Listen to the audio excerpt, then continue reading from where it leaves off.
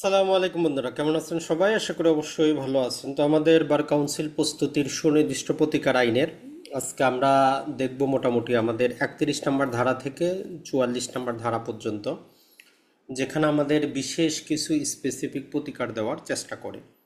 তো এর আগে সুনির্দিষ্ট প্রতিকার আইন নিয়ে আমরা মোটামুটি সম্ভবত 4টার মতো ক্লাস হয়েছে। সেখানে আমরা শুরু থেকে আপনাদেরকে বোঝানোর চেষ্টা করেছি যে সুনির্দিষ্ট প্রতিকার আইন আসলে জিনিসটা কী, আর এই আইনের প্রতিকারগুলো কিভাবে আসতেছে এর বেসিক জিনিসটা আমরা আলোচনা করার চেষ্টা করেছি। তো আপনাদের উচিত হবে আসলে, যেহেতু মোটামুটি আমরা পরীক্ষা সম্ভবত নভেম্বর অথবা ডিসেম্বরে আশা করি, তো এই জন্য এখন থেকে যে জিনিসটা আপনি পড়তেছেন যাতে বুঝে পড়তে পারেন। শুধু আপনার মুখস্থ করে কিন্তু লাভ হবে না, মুখস্থ বিদ্যা আপনার বেশি দিন থাকবে না। এখন পরীক্ষা নভেম্বরে নাও হইতে পারে, পরবর্তী বছরে জুলাইও হইতে পারে। তো এই জন্য আপনার দায়িত্ব হবে যাতে 7টা সাবজেক্ট যেগুলোর উপর পরীক্ষা হবে সেগুলোর এমসিকিউ, সেগুলোর লিখিত, ভাইবা, যেইভাবেই প্রশ্ন আসুক যাতে আপনি ওই আইনটা বুঝেন। আইনটা বোঝাটাই হলো মূল জিনিস, মুখস্থ করা কিন্তু বড় জিনিস না। আপনি জাস্ট 10 দিন ভালো করে পড়েও এমসিকিউ পাস করতে পারবেন, কিন্তু লিখিত পাস করতে পারবেন না, কারণ আপনি বুঝেন নাই। তো যাই হোক, সুনির্দিষ্ট প্রতিকার আইন আমরা যেই ওভারভিউটা আপনাদেরকে দিয়েছি, যে এখানে টোটাল আমাদের 8 প্রকারের প্রতিকার দেওয়া আছে। এই আইনটা এতটা গুরুত্বপূর্ণ, আপনি যেহেতু অ্যাডভোকেট হওয়ার চিন্তা ভাবনা করতেছেন, অ্যাডভোকেট হবেন, বাস্তব সিভিল প্র্যাকটিস করতে গেলে এই আইনটার সাথে প্রতিদিনই আপনার দেখা হবে। প্রতিদিনই আইনটার কোনো না কোনো সেকশন আপনাকে উল্টিয়ে দেখতে হবে, এই আইন রিলেটেডই আপনি মামলাগুলো পাবেন। তো এর জন্য আইনটাকে শুধু আইনের মতো করে না দেখে আপনার বাস্তব জীবনের সাথে একটু সামঞ্জস্য রেখে যদি বোঝার চেষ্টা করেন তাহলে সহজেই বুঝে আসবে। তো অলরেডি আমরা বলেছি যে এই আইনে টোটাল আমাদের 2 প্রকারের প্রতিকার দেয়। একটা হচ্ছে স্পেসিফিক রিলিফ দেয় আমাদের, আর একটা হচ্ছে প্রিভেন্টিভ রিলিফ দেয়। একটা হচ্ছে সুনির্দিষ্ট প্রতিকার দেয়, যে ওই জিনিসটাই আপনার দরকার সেটা দিবে। আর একটা হচ্ছে যে একটা ঘটনা থেকে আপনাকে যাতে ওই ঘটনাটা না ঘটে আদালত কি করবে, একটা প্রিভেন্টিভ রিলিফ দিবে, যেটাকে আমরা ইনজাংশন বলি। তো এই দুটেই প্রতিকার পাওয়া যায়। আর আমাদের 5 ধারা বলা আছে যে এই যে প্রতিকারগুলো কত ভাবে দেওয়া যায়, 5 প্রকার ভাবে দেওয়া যায়, কিন্তু টোটাল প্রতিকার হচ্ছে আমাদের 8টা। তো পরীক্ষায় আপনার এমসিকিউতে আপনার ওই 5 নাম্বার ধারা থেকেই হয় যে সুনির্দিষ্ট প্রতিকার আইনের কত ভাবে প্রতিকার দেওয়া যায়। তো 5 ভাবে প্রতিকার দেওয়া যায়, সেটা 5 নাম্বার ধারা থেকে। তো অলরেডি আমরা আমাদের দখল উদ্ধার রিলেটেড যেই সেকশনগুলো ছিল সেগুলো কিন্তু আমরা পড়েছি। আপনিও একটু মনে করার চেষ্টা করবেন বিগত ক্লাসগুলো, যে যেখানে আমরা স্থাবর সম্পত্তি ও অস্থাবর সম্পত্তি উভয় সম্পত্তি কিভাবে দখল উদ্ধার করব। এর পাশাপাশি এগুলোর সাথে যে আমাদের তামাদি আইনের শিডিউলগুলো আমরা যুক্ত করার চেষ্টা করেছি, যে স্থাবর সম্পত্তি হইলে কতদিন হবে, অস্থাবর হইলে কতদিন হবে। গত ক্লাসে আমরা চুক্তি প্রবল রিলেটেড বিষয়টা আলোচনা করেছি, যদিও এটা অনেক জটিল একটা জিনিস। তবে আপনার দায়িত্ব হচ্ছে আগে বেসিক কনসেপ্টটা মাথায় নিয়ে নেবেন, যে কোন চুক্তিটা হচ্ছে, কোনটা হবে না, কার জন্য হচ্ছে, কার জন্য হবে না, কার বিরুদ্ধে হবে, কার বিরুদ্ধে হবে না। এভাবে আপনি 1-2বার যখন পড়বেন তখন অটোমেটিক আপনার কিন্তু মাথায় চলে আসবে। তা আজকে আলোচনার বিষয় হচ্ছে আমাদের দলিল সংশোধন, চুক্তি রদ, দলিল বাতিল, ঘোষণামূলক মামলা এবং হচ্ছে তত্ত্বাবধায়ক বা রিসিভার নিয়োগ। তো এটা হচ্ছে আমাদের আজকের আলোচনার বিষয়। তাহলে আপনি সুনির্দিষ্ট প্রতিকার আইনের বইটা না খুলেও যাতে 8 প্রকারের যে প্রতিকার দেওয়া আছে এটার বাংলা নাম ইংরেজি নাম উভয়টাই মনে করার চেষ্টা করবেন ধীরে ধীরে। তাহলে আপনার জন্য সাবজেক্টটা ইজি মনে হবে, অতটা কঠিন কিন্তু মনে হবে না। তো চলেন আজকে আমরা দেখি সর্বপ্রথম আমাদের যে প্রতিকার সেটা হচ্ছে স্পেসিফিক রিলিফ বা সুনির্দিষ্ট প্রতিকার। এই যে সুনির্দিষ্ট প্রতিকার আইনের আমাদের চ্যাপ্টার হচ্ছে 3, এখানে বলতেছে যে রেকটিফিকেশন। তো সর্বপ্রথম আপনি এই ইংরেজি শব্দটাকে হাইলাইট করে রাখেন, আপনার এমসিকিউতে বাংলা অথবা ইংরেজি যে কোনো একটা দিতে পারে, যে রেকটিফিকেশন অফ ইনস্ট্রুমেন্ট আসতে কত ধারায়, সরাসরি ধারা নাম্বারটা জানতে চাইতে পারে। এটার মানে হচ্ছে কি, যে একটা জিনিস যেটা ভুল হয়েছে ওইটাকে শুদ্ধ করা। রেকটিফিকেশন মানে হচ্ছে ভ্রম সংশোধনও বলতে পারি, ভুল সংশোধন বলতে পারি। আর আমরা যদিও বলি যে ইনস্ট্রুমেন্টের বাংলা আমরা দলিল করতেছি, আসলে দলিল কিন্তু বাংলা না, প্রপার বাংলা হয় না। দলিলের ইংরেজি হচ্ছে ডিড, যেগুলো আমরা এই যে জায়গা জমি ক্রয় বিক্রয় রিলেটেড যে ডিডগুলা করি এটাই হচ্ছে আমাদের দলিল। কিন্তু এই জিনিসটা মনে রাখবেন যে আমাদের আইনগুলো ইংরেজিতে তৈরি, তার যথাযথ প্রতিটা শব্দের বাংলা হয় না। যেমন আমরা এগ্রিমেন্ট মানেও চুক্তি বলতেছি, আবার কন্ট্রাক্ট মানেও চুক্তি বলতেছি, দুইটার পৃথক কিন্তু কোনো যথাযথ বাংলা নাই। একই রকমভাবে এই যে দলিল সংশোধন বলতে আপনি শুধু এই ডিড বুঝবেন না, এখানে ইনস্ট্রুমেন্ট বলা হয়েছে। যেমন আপনি কাউকে একটা চেক দিলেন, ওই চেকটাও কিন্তু একটা ইনস্ট্রুমেন্ট। তার মানে ইনস্ট্রুমেন্ট এমন একটা জিনিস যেটার মধ্যে আপনার কোনো কি হয়, কোনো লাইবিলিটি সৃষ্টি হয়, কোনো কর্তব্য সৃষ্টি হয়, কোনো কিছু আপনি হস্তান্তর করে দেন, সব কিছুর মূল জিনিসই হচ্ছে ইনস্ট্রুমেন্ট। এখন আসি, যদি আমাদের কোনো ইনস্ট্রুমেন্টে ভুল হয়, তো বিশেষত আমরা মনে রাখার জন্য শুধু বলি যে দলিল সংশোধন, আসলে এটা হচ্ছে আমাদের ইংরেজিটা মনে রাখবো রেকটিফিকেশন অফ ইনস্ট্রুমেন্ট, যেটা দলিল ছাড়াও আরও আনুষঙ্গিক অনেক জিনিসকে ইনক্লুড করে। সবচেয়ে গুরুত্বপূর্ণ ধারা হচ্ছে আমাদের এই 31। এখন আপনার ধরেন আপনি একটা সম্পত্তি ক্রয় করছেন, এখন ওইটা দলিল রেজিস্ট্রেশন করছেন, দলিলে ভুল হয়েছে। এখন এই আইনটা পড়ে গিয়েই আপনি আদালতে মামলা করার দরকার নেই, আপনাকে বুঝতে হবে যে দলিল সংশোধনের জন্য আমরা কোন গ্রাউন্ডে যাব। তো এখানে সর্বপ্রথম যে কথাটা বলে, যদিও আপনাদের কাছে বেয়ার অ্যাক্ট আছে, মাঝে মধ্যে বেয়ার অ্যাক্টের কিছু শব্দ খুবই গুরুত্বপূর্ণ যেগুলো আমাদেরকে হাইলাইট করে পড়তেই হয়। আপনি ইংরেজিটা পড়তে পারেন আর না পারেন, বাংলার পাশাপাশি ইংরেজিটা অবশ্যই আপনার জানা প্রয়োজন। বলতেছে যে এই আমরা রেকটিফিকেশন অফ ইনস্ট্রুমেন্টের মতো তখনই যাইতে পারবো যদি আমরা দেখি যে সেখানে কোনো ফ্রড ঘটছে, মানে আপনার সাথে কোনো প্রতারণা হয়েছে, অথবা মিউচুয়াল মিস্টেক হয়েছে, অর্থাৎ উভয় পক্ষের একটা বিষয় নিয়ে ভুল হয়েছে, এই দুইটা গ্রাউন্ড।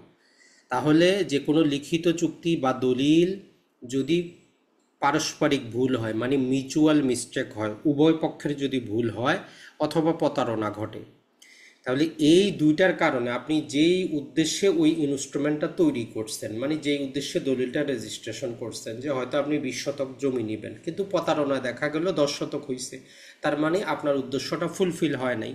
তো এই জন্য বলতেছে যে যদি আপনি দলিল রেকটিফিকেশন করতে যান, আপনাকে দুইটা কন্ডিশনের যে কোনো একটা কন্ডিশন আদালতে প্রমাণ করতে হবে যে আপনাদের উভয়জনের কোনো ভুল ছিল অথবা আপনার সাথে একটা প্রতারণা ঘটছে। এই দুইটা ভিত্তি যদি আপনি যে কোনো একটা ভিত্তি তৈরি করতে না পারলে আপনার মামলা খারিজ হবে। এখন আমরা বলি যে দলিল সংশোধনের মামলা তাহলে কে করতে পারবে। এখন তো আমরা জানলাম কি গ্রাউন্ড হইলে আমরা দলিল সংশোধন করতে পারবো।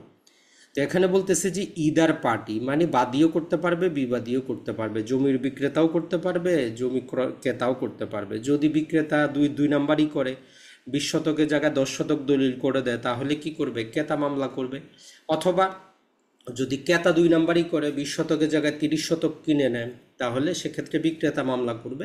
ওই জন্য বলতেছে যে যে কোনো পক্ষ ইদার পার্টি এবং হিজ রিপ্রেজেন্টেটিভ ইন ইন্টারেস্ট, মানে ওই দলিলটার মধ্যে, ওই ইনস্ট্রুমেন্টের মধ্যে পরবর্তীতে যদি এই দুই পক্ষের কোনো এক পক্ষ মারা যায়, তাদের যে রিপ্রেজেন্টেটিভ আসবে যারা সেখানে স্বার্থ থাকবে। মূল কথাটা হচ্ছে যে কোনো পক্ষ মামলা দায়ের করতে পারবে অথবা তার স্বার্থের প্রতিনিধি। ওই দলিলে আপনার বাবা সম্পত্তি ক্রয় করছে, আপনার কাছে আসবে, তো আপনার বাবা জীবিত নাই কিন্তু আপনি তার স্থলাভিষিক্ত হইতে পারবেন, কারণ ওই সম্পত্তিটা আপনার কাছে আসবে। তাহলে আমরা দুইটা জিনিস জানলাম, হয় আমাদের প্রতারণা দেখাবো অথবা উভয় পক্ষের ভুল দেখাবো। এইটা যদি আমরা দেখাইতে পারি, কে মামলা করতে পারবে, ওই পক্ষভুক্ত যে কোনো ব্যক্তি অথবা তাদের থেকে যারা রিপ্রেজেন্টেটিভ ইন ইন্টারেস্ট হিসাবে আসবে, তারা ওই দলিলটা বা ওই ইনস্ট্রুমেন্টটা সংশোধন করার জন্য মামলা দায়ের করে দিতে পারবে। তাহলে এইটা গেল আমাদের একটা প্রথম ধাপ। 31 ধারা 3টা ধাপে বিভক্ত। এটা হচ্ছে প্রথম ধাপ, যে আপনি কি করলেন, কারণ দেখাইতে পারলেন আর আপনি সেখানে লোকাল স্ট্যান্ডাই আছে কিনা, মানে আপনার মামলা করার যোগ্যতা আছে কিনা সেটা দেখাইলেন। এখন দ্বিতীয় ভাগে বলতেছে যে আদালত, যখন আপনি এটা সাবমিট করলেন, দেখাইলেন, এখন আদালতকে এই আইন বলতেছে যে আদালত যদি ক্লিয়ারলি দেখে, সুস্পষ্টভাবে যদি আদালত সন্তুষ্ট হইতে পারে আপনার কথাবার্তা শুনে যে হ্যাঁ, দলিলটা তৈরি করার সময় আপনাদের কোনো ভুল ছিল অথবা কোনো প্রতারণা ঘটছে, তার মানে আপনি যেটা বললেন আদালত নাও বিশ্বাস করতে পারে, তাহলে সংশোধনের জন্য বলতেছে যে যদি আদালত মনে করে যে আপনি যেটা বলছেন যে আপনার সাথে প্রতারণা ঘটছে অথবা ভুল ছিল, এবং এই প্রতারণা বা ভুলের কারণে আপনারা যেই উদ্দেশ্যে দলিলটা করতেছিলেন, যেই একটা চূড়ান্ত এগ্রিমেন্টে যাওয়ার জন্য আপনাদের যে প্রস্তুতি ছিল, উক্ত দলিল সম্পাদনের সময় প্রকৃত উদ্দেশ্য কী ছিল তা আদালত নির্ধারণ করতে সক্ষম হচ্ছে। মূল কথাটা হচ্ছে এই লাইনটা আদালতের জন্য দিয়ে বলতেছে যে যখনই কোনো পক্ষ বলবে আমাদের ভুল হইছে, প্রতারণা হইছে, তো আদালত তার বিচারিক ক্ষমতা প্রয়োগ করবে, দেখবে যে আসলে কি ভুলটা হইছে কিনা অথবা প্রতারণা ঘটছে কিনা, এবং এই পক্ষদ্বয় যেই উদ্দেশ্যে দলিলটা করতেছিল এই ভুল বা প্রতারণার কারণে তাদের সেই উদ্দেশ্যকে আসলেই ব্যাহত হয়েছে কিনা, এটা আদালতের জানার বিষয়। তবে এই ক্ষেত্রে যে জিনিসটা তারপরে বলতেছে যে আদালত তার বিবেচনামূলক ক্ষমতায়, মানে কি ডিসক্রিশনারি ক্ষমতা, চাইলে দলিলটা সংশোধন করে দিতে পারেন, মানে যে ভুলটা আপনার হয়েছে সেটা ঠিক করে দিতে পারেন। তবে আবার একটা সর্বশেষ আর একটা প্রোভাইজো যুক্ত করে একটা কন্ডিশন দিয়ে দিচ্ছে যে আদালত যে কি করবে, এই সংশোধনের আদেশ দিবে আদালত অবশ্যই অবশ্যই তৃতীয় পক্ষ যে সরল বিশ্বাসে কোনো প্রকার কনসিডারেশনের বিনিময়ে যদি কোনো অধিকার অর্জন করে সেইটাকে আদালত কি করবে না, ক্ষতিগ্রস্ত করতে পারবে না। এখানে বলতেছে ওই জন্য যে গুড ফেইথ এবং ফর ভ্যালু, টাকার বিনিময়ে যদি তৃতীয় পক্ষ কোনো অধিকার অর্জন করে। তাহলে আমরা 31 ধারাটাকে যদি ভালো করে এখন নিজে আইন বাদ দিয়ে নিজের ভাষার মতো বুঝতে চাই, আপনি যদি কোনো দলিল করেন, ওই দলিলে যদি আপনার সাথে কোনো প্রতারণা ঘটে, যেমন সম্পত্তি কম বেশি হয়ে গেছে, অথবা 10 লাখ টাকার জমি যেটা আপনার জমি শ্রেণী ছিল, তারা ওই জমির অন্য শ্রেণীর জমি দিছে যেটা 5 লাখ টাকা, তো এইরকম যদি হয়, আপনি আদালতে হয় প্রতারণা অথবা উভয় পক্ষের ভুলের কারণে আপনি মামলা দায়ের করতে পারবেন। আপনি তো পারবেন, আপনার সাকসেসর যারা আসবে, যাদের ইন্টারেস্ট থাকবে, তারাও মামলা দায়ের করতে পারবে। তো আদালত তখন যাচাই বাছাই করে দেখবে যে আসলে কি ভুলটা হয়েছে কিনা বা প্রতারণা হয়েছে কিনা, এবং এই ভুল বা প্রতারণার কারণে আসলেই কি প্রকৃত উদ্দেশ্য ব্যাহত হয়েছে কিনা। যদি হয়, আদালত তার নিজস্ব বিবেচনামূলক ক্ষমতা বলে ওই দলিলটা সংশোধনের আদেশ দিতে পারে। তবে আদালতকে কন্ডিশন দিয়ে বলতেছে যে আদালত সংশোধনের আদেশ দিতে গিয়ে লক্ষ্য রাখবে যাতে তৃতীয় কোনো পক্ষের অধিকার বিলুপ্ত না হয়, প্রভাবিত না হয়, যে অধিকারটা অর্জন করছে সরল বিশ্বাসে এবং মূল্যের বিনিময়। তো এই সরল বিশ্বাস এবং মূল্যের বিনিময়টা আমরা একটা উদাহরণ দেখলে বুঝবো, যে দুইটা উদাহরণ দেওয়া আছে। তো এই জন্য আপনি বেয়ারেক্টে আপনার যে 31 ধারায় দুইটা উদাহরণ দেওয়া আছে, এটা খুবই গুরুত্বপূর্ণ এই সেকশনটা বোঝার জন্য। প্রথম উদাহরণে বলতেছে যে এ নামক একজন ব্যক্তি কি করবে, তার একটা বাড়ি এবং তার তিনটা যে গুদাম ঘর আছে সেখান থেকে একটা বিক্রি করবে, তার বাড়িটা আর একটা গুদাম ঘর বিক্রি করবে। তার কাছে টোটাল তিনটা কি আছে, গোডাউন আছে। সে বি এর কাছে বিক্রি করবে এই মর্মে এগ্রি করছে। এখন বি যিনি ক্রেতা, সে প্রতারণা করে কি করছে, দলিলে তার তিনোটাই যে গুদাম ঘর আছে সেগুলো ইনক্লুড করে নিছে, প্রতারণার মাধ্যমে ইনক্লুড করে নিছে।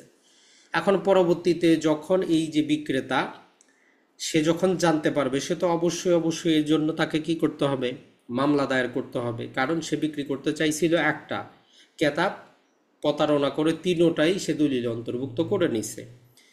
এবং নেওয়ার পরে সে নতুন ক্রেতা যে কাজটা করছে, সে একটা নিজের কাছে রাখছে, সে তিনটা গোডাউনের মধ্যে একটা সে নিজের কাছে রাখছে, একটা সে সি নামক ব্যক্তিকে সে গিফট করে দিছে, কোনো মূল্য নেয় নাই, সে হেবা করে দিছে, দান করে দিছে, মানে টাকা পয়সা ছাড়া সে গিফট করে দিছে। আর একটা যেটা হচ্ছে যে অন্যকে সে কি করলো, ডি নামক ব্যক্তির কাছে সে কনসিডারেশনের বিনিময়ে, টাকা পয়সার বিনিময়ে বিক্রি করছে। তো এখন যখন মামলা দায়ের করবে যিনি বিক্রেতা, উনি যখন দলিল সংশোধনের মামলা দায়ের করবে, তো সেক্ষেত্রে আপনারা সবাই জানেন কি করতে হবে, যে মূল যেই প্রতারণা করছে তাকে তো আপনাকে পার্টি করতে হবেই হবে, পাশাপাশি এই যে সাবসিকুয়েন্টলি যারা অধিকার অর্জন করলো এদেরকেও আপনাকে মামলায় পার্টি করতে হবে। এখন ওই পক্ষ, এক পক্ষ আইসা যখন বলবে যে আমি পাইছি হেবা দলিলে, এক পক্ষ আইসা বলবে যে কি আমি টাকার বিনিময়ে সেল ডিডে করা করছি, তখন আদালতকে বলতেছে যে আদালত কি করতে হবে, আদালত যখন এই দলিলটা সংশোধন করতে যাবে তখন ওই যেই গোডাউনটা এখনো বিয়ের কাছে আছে ওইটাকে সংশোধন করে দিতে পারবে। আর এই যে সি যেটা সে ফ্রিতে পাইছে, দান দলিলে পাইছে, হাবা দলিলে পাইছে, যেখানে কোনো কনসিডারেশন ছিল না, ওইটাও সংশোধন করে দিতে পারবে। কিন্তু যেইটা ডি কি করছে, সরল বিশ্বাসে টাকার বিনিময়, মূল্যের বিনিময় ক্রয় করে নিছে, তার অধিকারকে প্রভাবিত করতে পারবে না, মানে ওই দলিলটা বাতিল করার ক্ষমতা আদালতের নাই। তাহলে মূল আমরা যেটা বুঝবো যে আপনার সাথে যদি কোনো প্রতারণা যায়, কিছু ঘটুক, ওই প্রতারিত হওয়ার পরে পরবর্তীতে যদি সেটা অন্য কোনো জায়গায় টাকার বিনিময়ে চলে যায়, আর ওইখানে যদি ওই ব্যক্তি এই প্রতারণা সম্পর্কে যদি না জানে, সরল বিশ্বাসে সে দেখছে কাগজপাতি সবই কিছু ঠিক আছে, গুদামঘরও বিদ্যমান আছে, সে হয়তো ক্রয় করছে, তা আদালতে মামলা করলে ওই যে প্রথম দুইটা, যেটা যে প্রতারণা করছে তার কাছে ছিল এবং যেটা সে কনসিডারেশন ছাড়া হেবা অথবা দানে দিয়ে দিয়েছে, সে পর্যন্তই সংশোধিত হবে। যিনি মূল্যের বিনিময়ে ক্রয় করছেন সেটা কি হবে না, সংশোধিত হবে না। তাহলে এইটা আমরা একটা দেখলাম কি প্রতারণা রিলেটেড, এই আমাদের একটা উদাহরণ দেওয়া আছে এখানে। যদিও ওই উদাহরণটা আপনি যখন নিজে পড়তে যাবেন, এই উদাহরণটাকে আমরা ইজি করে নিয়েছি এই জন্য, কারণ এখানে আপনার যে বিক্রির পরিবর্তে দেওয়া আছে যে ইজারা দেওয়া, আপনি চাইলে 99 বছরেরও ইজারা নিতে পারেন। তো যাই হোক, উদাহরণটা সামান্য আমরা একটু চেঞ্জ করছি যাতে আপনাদের বুঝে আসে যে কেউ যদি কি করে সাবকবলা দলিলে, অর্থাৎ মূল্যের বিনিময়ে কোনো কিছু অর্জন করে, বাংলাদেশের প্রচলিত যত আইন আছে সব আইনে ওই ব্যক্তির অধিকারকে ক্ষুণ্ণ করা যাবে না। যদি সে সরল বিশ্বাসে মূল্যের বিনিময়ে আপনি কোথাও কোনো অধিকার পান, যত প্রকার মামলাই হোক, আদালত আপনার অধিকারকে ক্ষুণ্ণ করতে পারবে না। তো এই জন্য নর্মালি আপনি যদি আইনজীবীও হতে চান, পরবর্তীতে কেউ যদি আইসা বলে যে ভাই আমি কোন দলিলে জমি ক্রয় করলে আমি ভালো থাকবো, আমার কোনো সমস্যা হবে না, সাবকবলা দলিলে কিনতে হবে, যাকে আমরা বলি যে সেল ডিড। তবে সমস্যা হচ্ছে সেল ডিডে কিনতে গেলে আপনাকে সরকারের নানা প্রকার ফি দিতে হয়, এটাও একটু মাথায় রাখবেন। এরপরে এখানে আরেকটা উদাহরণ দেওয়া আছে যেটাও একটু আমাদের জন্য গুরুত্বপূর্ণ। উদাহরণগুলো আমরা এই জন্যই পড়তেছি যে গত এমসিকিউতে প্রায় 3টা উদাহরণ থেকে এমসিকিউ ছিল, সরাসরি কোট আনকোট উদাহরণটা উঠিয়ে দিয়ে বলতেছে যে এখন কি হবে। তো আপনার যদি এখন থেকে উদাহরণগুলো জানা থাকে, আপনি ওই সেকশনটা, ওই ধারাটা ভালো করে বুঝতে পারবেন। এখানে একজন ব্যক্তি, এ নামক ব্যক্তি, যেটা হয়েছে যে তার একটা মেয়ে আছে বি, সে ওই মেয়েকে বিয়ে শাদী দিছে সি নামক ব্যক্তির কাছে।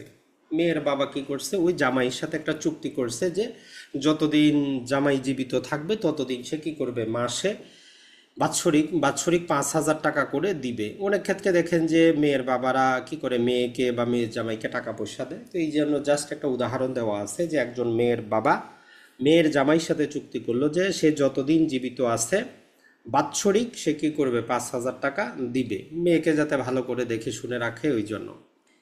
এরপরে কি হলো, ওই জামাই বাবু মারা গেল, ওই যে যে মেয়ের জামাই সে মারা গেল, মানে সি মারা গেল। এখন তার যে সম্পত্তি এগুলো দেখাশোনা করার জন্য একজন তত্ত্বাবধায়ক নিয়োগ হইল। অনেক ক্ষেত্রে মানুষের সম্পত্তি দেখাশোনা করার জন্য নানা কারণবশত অ্যাডমিনিস্ট্রেটর নিয়োগ করা হয় আদালত কর্তৃক। এখন যেহেতু ওই যে একটা তাদের চুক্তি ছিল যে শ্বশুর জামাইকে কি করবে, 5,000 টাকা করে দিবে, এখন এই তত্ত্বাবধায়ক বলতেছে যে কি, যে আদালতে সে তার কাছে, এর কাছে টাকাটা দাবি করতেছে যে আপনার তো বাৎসরিক 5,000 টাকা দেওয়ার কথা, ওই টাকাটা দেন। তো এই রকম ক্ষেত্রে এখন কি করতে পারবে, যদি আদালত প্রমাণ পায় যে এটা বি তার সন্তানের জন্য ছিল, তাহলে আদালত চুক্তিটি সংশোধন করে বলতে পারে যে এই তত্ত্বাবধায়কের কোনো অধিকার নাই ওই টাকা চাওয়ার জন্য। মূল কথা হচ্ছে এদের মধ্যে যে এই মেয়ের বাবার যে এগ্রিমেন্টটা ছিল সেটা কি উদ্দেশ্য ছিল, এটা কি শুধু এই যে মেয়ের জামাই যতদিন জীবিত থাকবে মেয়ের জামাইয়ের বেনিফিটের জন্য, না মেয়ের জামাইকে এই জন্য দেওয়া হচ্ছে যে মেয়ে বা তার বাচ্চা কাচ্চা হইলে তাদের ভালোভাবে দেখাশোনা করার জন্য, কোন উদ্দেশ্যে। এখন আদালত যদি প্রমাণ পায় যে এইটা ছিল কার, যে তার মেয়ে এবং তার সন্তানের জন্য, তাহলে কি করবে, সে চুক্তিটা বাতিল করে দিবে যে জামাই বাবুর জন্য তো আমি দেই নাই, আমি দিয়েছি আমার মেয়ের জন্য, কিন্তু দিয়েছি জামাইয়ের হাতে, মানে চুক্তিটা ছিল জামাইয়ের সাথে, তবে বেনিফিশিয়ারি ছিল আমার মেয়ে। তো এখন জামাই মারা গেছে, তার যে অ্যাসাইনি নিযুক্ত হয়েছে তার তো টাকা দাবি করার কোনো যুক্তি নাই, মেয়ে পাইলে আমার টাকা পাইলে আমার মেয়ে পাবে। তো এই রকম ক্ষেত্রে এই আদালতে কি করতে পারবে, তার ওই চুক্তিটা সে কি করতে পারবে, সেইটার জন্য মামলা দায়ের করে সেটাকে রেকটিফাই করতে পারবে যে না, টাকাটা আমার মেয়ে জামাইয়ের জন্য না, টাকাটা আমার মেয়ের জন্য। তো আইনের মধ্যে সেকশনে যে কথাগুলো বলা থাকে ব্যাখ্যাতে ওই কথাগুলা পাশাপাশি একটু ভিন্ন কথাও বলা থাকতে পারে। তো এই জন্য 31 নাম্বারটা আপনি ভালো করে পড়বেন।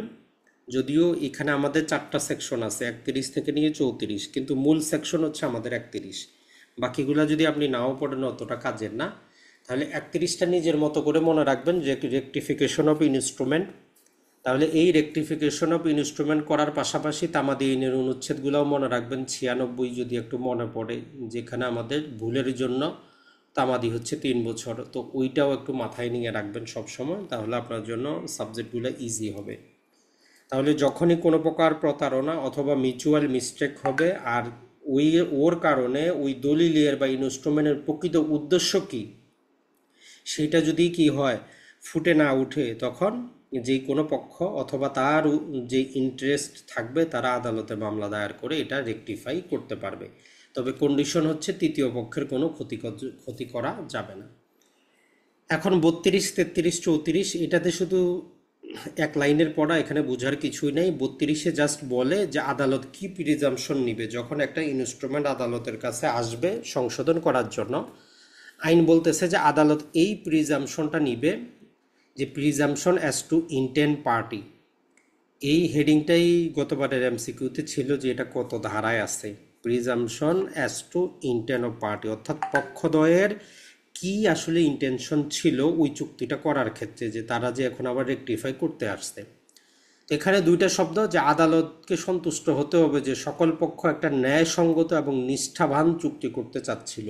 ইংরেজিতে যদি আমরা বলি একটা ইকুইটেবল এবং একটা কনসিনিয়াস এগ্রিমেন্ট তারা করতে চেয়েছিল। তাহলে ন্যায়সঙ্গত এবং নিষ্ঠাবান চুক্তি করা তাদের উদ্দেশ্য ছিল, এটা আদালত নিজে ওই চুক্তিটা পড়ে সন্তুষ্ট হবে।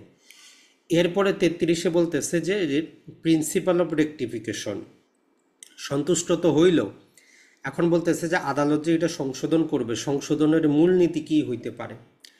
তো এখানে বলতেছে যে আদালত যে করবে যে শুধু দলিলের ভাষাগত শব্দের মধ্যে যাবে না, যে দলিলটার মধ্যে লেখা আছে এক পক্ষ আগের অন্য পক্ষকে 10,000 টাকা দিবে, এই জমিটা দিয়ে দিবে, এর মধ্যে আদালত তার থিঙ্কিংটা সীমাবদ্ধ রাখবে না। আদালত দলিলের ভাষার বাইরে আরও আনুষঙ্গিক যত বিষয় আছে সমস্ত বিষয় বিবেচনায় নিবে। মূল কথাটা হচ্ছে যে নর্মালি একটা স্বাভাবিক কথা হচ্ছে দলিলে যা লেখা আছে তাই প্রাধান্য পাবে, এটা আমরা সবাই জানি যে লিখিত বিষয়। কিন্তু যখন আপনি এটা সংশোধন করার জন্য দিবেন, এই 33 বলতেছে যে না, শুধু দলিলে যে ভাষা শব্দ ব্যবহার করা আছে এইগুলাই বিবেচ্য বিষয় না, এর বাইরে আরও আনুষঙ্গিক যদি প্রয়োজন পড়ে সাক্ষীদের ডাকবেন, উভয় পক্ষকে ডাকবেন, অথবা থার্ড পার্টি যিনি এই দলিল সম্পর্কে জানেন তাকে জিজ্ঞাসাবাদও করা যাইতে পারে যে আসলে তাদের উদ্দেশ্যটা কী ছিল, দলিলে যাই কিছু লেখা থাক। তার মানে আমরা রেকটিফিকেশন, যে প্রিন্সিপাল অফ রেকটিফিকেশনের ক্ষেত্রে বলতে পারি যে সংশোধনের সময় আদালত দেখতে পারে যে দলিলের আসল উদ্দেশ্য কী ছিল তাদের, আর এর আইনি পরিণতি কী হওয়া উচিত ছিল, যেই উদ্দেশ্যে তারা করতে চাচ্ছে। দেখেন, যে কোনো চুক্তি যখন আমরা করি, আমরা চুক্তি আইন মোতাবেক জানি কি, আমরা চাই যে ওইটা যাতে আইনগতভাবে বৈধ হয়, কারণ আইনগত অবৈধ কোনো জিনিস আমাদের চুক্তি হিসাবে গণ্য হবে না। তার মানে আমরা যখনই কারোর সাথে কোনো কথাবার্তা বলি, এগ্রিমেন্টে পৌঁছাই, আমাদের উদ্দেশ্য থাকে আইনগত একটা ফলাফলে যাওয়া। তো ওই জিনিসটা এখানে বলতেছে যে আদালত কি করবে, প্রকৃত উদ্দেশ্য এবং এই উদ্দেশ্যের আইনি ফলাফলটা কি এইটা সে দেখতে যাবে। আর এইটা দেখতে যায় সে দলিলের ভাষা মধ্যে শুধু সীমাবদ্ধ থাকবে না, দলিলের ভাষার বাইরে গিয়েও সে নিজেকে সন্তুষ্ট করাবে। আর 34টা বলে যখন একটা দলিল আপনি সংশোধন করে নিলেন, অনেক ক্ষেত্রে এটা আবার বাস্তবায়ন করার প্রয়োজন পড়তে পারে। তো এই জন্য বলতেছে যে specific enforcement of rectified contract, আদালত সংশোধন তো করে দিল কিন্তু এটা কার্যকর করার আদেশ তো আপনাকে দিতে হবে। তো এই জন্য 34 বলতেছে যে যদি কোনো লিখিত চুক্তি সংশোধিত হয় এবং তার বাদী তার মামলার বিপরীতে মানে আরজিতে আপনাকে আবেদন করতে হবে। তো এর জন্য যখনই আপনি দলিল সংশোধনের জন্য কোনো মামলা করবেন, সেক্ষেত্রে আরজিতে আপনাকে উল্লেখ করতে হবে যে আদালত সংশোধন করুক এবং সংশোধিত জিনিসটা বাস্তবায়নের আদেশ প্রদান করুক। তো ওই 34 ওই কথাটা বলতেছে যে বাদী তার যদি প্রেয়ারের মধ্যে এটা উল্লেখ করে যে সংশোধনের পাশাপাশি সংশোধিত জিনিসটা বাস্তবায়নের আদেশ দেখ, তাহলে আদালত কী করবে, উপযুক্ত মনে করলে সেই সংশোধিত চুক্তি নির্দিষ্টভাবে কার্যকরের আদেশ দিতে পারে। নর্মালি কেমন হইতে পারে, জাস্ট আমরা একটা চেকের মামলায় যদি নেই, ধরেন আপনি কি করলেন, রহিম সাহেবকে একটা চেক দিলেন, তো রহিম তো লেখেন নাই, বহিম লিখে বসে আছেন যে কোনো কারণবশত। তো পরবর্তীতে আপনাদের ডিসপিউট হইল, নামের ডিসপিউট না, আপনি বলতেছেন যে হয়তো এক পক্ষ মামলা করেই বসে আছে, ওই চেকটাই বাতিল করা হোক। এখন আদালতের মাধ্যমে এটা সংশোধিত হইল, কিন্তু সমস্যা হচ্ছে এটা বাস্তবায়ন করতে গেলে এখানে তো রহিমের নামই লেখা নাই, লেখা আছে কি বহিম। তার মানে রহিম যতই অধিকারটা পাক বাস্তবায়নের ক্ষেত্রে পারবে না। তো এই 34 ধারা তখন বলতেছে যে আদালত বাস্তবায়নেরও আদেশ দিতে হবে যে হ্যাঁ ওইখানে যে ওই ভুলটা আছে ওই ভুলটাও সংশোধিত হোক, ওনাকে ওই জিনিসটা দিয়ে দেওয়া হোক। পাশাপাশি এমনও হইতে পারে যেমন আমরা বললাম যে ওই 3টা গোডাউনের মধ্যে আদালত সংশোধনের আদেশ দিয়ে দিল যে না এটা আপনার না। এখন গোডাউনগুলো অলরেডি তো অন্যজনের দখলে, এখন কি আপনি পৃথক করে আবার দখল উদ্ধার মামলা দায়ের করবেন কিনা? এই 34 বলতেছে দরকার নাই, আপনি ওই ডিক্রিতে আবেদন করবেন যাতে এটা বাস্তবায়নের আদেশ দেয়, মানে আদালত আদেশ দিয়ে দিবে যাতে সেটা সে খালি করে দেয়। তখন আপনাকে এই ডিক্রির বিষয়বস্তুটাই ডিক্রি জারির জন্য আবেদন করতে হবে, যাতে বারবার আপনাকে মামলা দায়ের না করতে হয়। তাহলে আমরা যদি দেখি রেকটিফিকেশন অফ ইনস্ট্রুমেন্টের জন্য আমরা টোটাল 4টা সেকশন পাইছি। এটা মনে রাখবো যে 31 থেকে 34, মূল ধারা হচ্ছে আমাদের 31। এখানে বলে যদি মিউচুয়াল মিস্টেক হয়, উভয় পক্ষের ভুল হয়, অথবা কোনো ফ্রড বা প্রতারণা হয় যার কারণে আমরা যেই উদ্দেশ্যে দলিলটা করতে গিয়েছিলাম উদ্দেশ্যটা প্রতিফলিত হচ্ছে না, তাহলে যে কোনো পক্ষ দলিলের অথবা পক্ষরা যদি না থাকে তাদের যারা ইন্টারেস্ট থাকবে ওই চুক্তির মধ্যে তারা আদালতে মামলা দায়ের করতে পারবে। আদালত যদি সন্তুষ্ট হয় তৃতীয় পক্ষের অধিকারকে নষ্ট না করে যতটুকু পারে ততটুকু দলিল সংশোধন করবে। এটাই হচ্ছে আমাদের 31 ধারা।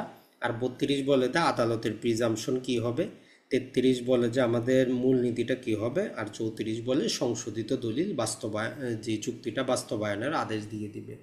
তো সব অবস্থায় আপনি ওই 31টা মনে রাখবেন সবচেয়ে বেশি।